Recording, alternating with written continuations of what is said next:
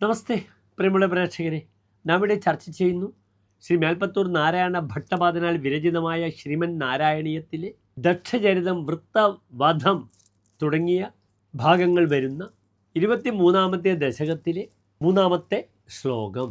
പ്രിയമുള്ള പ്രേക്ഷക, ശ്ലോകം ശ്രദ്ധിക്കുക. ഷഷ്ട്യാതോ ദുഹിതൃഭിർ സൃജത കുല ഊഘാൻ ദൗഹിത്രസൂനുരഥ തസ്യ സ വിശ്വരൂപഃ സ്തോത്രവർമ്മിതം അജാപയദിന്ദ്രമാജൗ ദേവത്വദീയ മഹിമാ ഖലു സർവജൈത്രഃ. ഇനി ശ്ലോകത്തിൻ്റെ പദച്ഛേദം ശ്രദ്ധിക്കുക.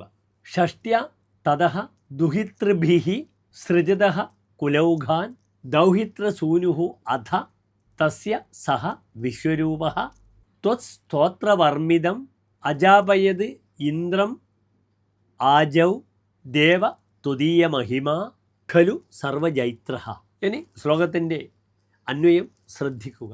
തതഃ ഷഷ്ട്യ ദുഹിതൃഭിഃ കുലോഘാൻ സൃജതഃ തസ്യ ദൗഹിത്രസൂനുഃ സഹ വിശ്വരൂപഃ അധ ത്വത്സ്തോത്രവർമ്മിതം ആദൗ ഇന്ദ്രം അജപാപയത് ഭോ ദേവ തുദീയ മഹിമാ സർവജൈത്രഃ ഖലു.